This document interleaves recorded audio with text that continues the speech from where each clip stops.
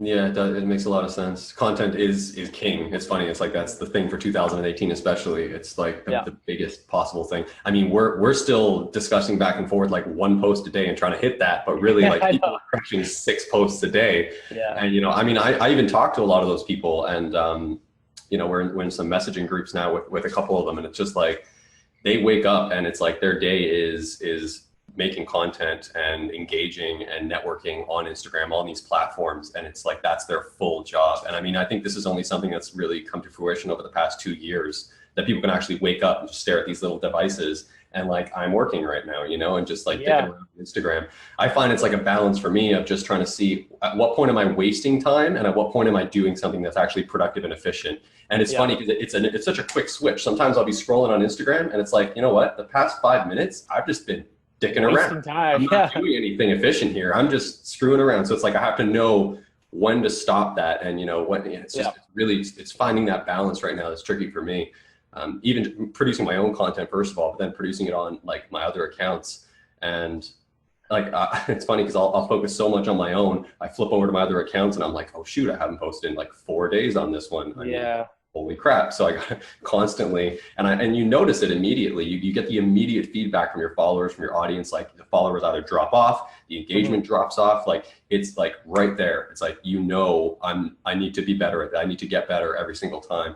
I was actually talking with Grace, I think it was yesterday or the day before, because I posted this yoga picture, right? Of like some yoga pose. Yeah, I saw some, yeah. It was her idea, and she wanted to go out and do the yoga pose. So I was like out in the rain. She's like, oh, she got this whole picture and this idea how she wanted to do it. I took the picture for her. She's like, nah, the raindrops aren't splashing hard enough to make the picture look cool. And I was like, you know what? It's not about that. You just need to get it out. Your next post is going to be better. Your next post after that, better. But if you stop here, you're not allowing that compounding effect to take place. I hopped on her idea. I basically took her idea. I was like, let me take a shot. Take a shot. Boom. I'm like, you know, it's one of my best performing photo posts. And that's how it goes. You never know when just making that little effort, you know, even I wasn't fully satisfied with that post right as I'm making it. And it's funny, I have that happen to me all the time. I'm like, you know what, I don't think this is a perfect post, but then I just hit share anyways, because I'm like, what is a perfect post, you know? Yeah, you only learn as time goes on when you do it, and just a trial and error process. So now I know I can do more yoga stuff. Like that's it. I don't post it too often, but I can start to integrate it because I got that immediate feedback from the community. And now I'm like, oh, okay. Like I got so many DMs from that post. People like, how did you do that pose? How did you do this? And like, why don't your fingers hurt when you're, and I'm just like engaging with the people through messaging. And I think Instagram algorithm picks that up. I think they know that I got a DM from the post. I responded back to the community. I engaged, I helped them. They know. Because all of a sudden my post performance goes up. I hit the explore page more. Like I'm just looking at the analytics. It just all makes sense. So I think that a lot of what we don't realize goes on in the background with Instagram's algorithm, it really is happening. They want you to run it like a community, you know, like really. Yeah, they want you to be super participative as much as you can be. Like, you have to. Yeah, I think the same thing. I think a lot of times you sit there and wait for the perfect piece of content or anything. And for me, I've taken to the idea that like, just get shit out. Like obviously that's why what's nice with the production team is that it's good production quality. Like, you know, it's transcribed, the video looks good. The sound is good. The lighting's like it's fine. You know what I mean? But it's not perfect. I don't put filters on anything. Cause it's like, then you have to try to upkeep something that is too perfect that you can't. So I'm just like, fuck it, whatever, you know, as long as it fits the brand, then just throw it out. I think for me, the hard thing is I can't stay focused because I'm not one thing, you know, like you showed me your buddy the other day, Gorilla Zen, I think it was. And like his stuff's great, but it's hyper focused. Yeah, it's niche. I don't know. Niche, and I think that's real. I think that goes a long way to help you get a good build.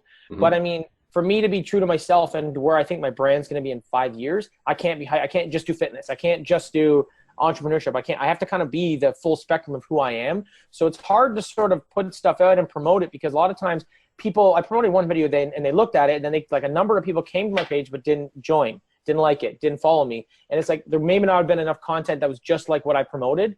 But I don't know, I think there's going to be inertia for me out of the gates. It's going to take a while. But I think once I catch my stride, I think it'll blow up. Yeah, that's exactly what it is, catching your stride. I mean, exactly like with my post I just made that's a yoga picture. I would say I've only posted like 2-3 other yoga pictures to date. The rest of it is all like fitness, food, this type of stuff.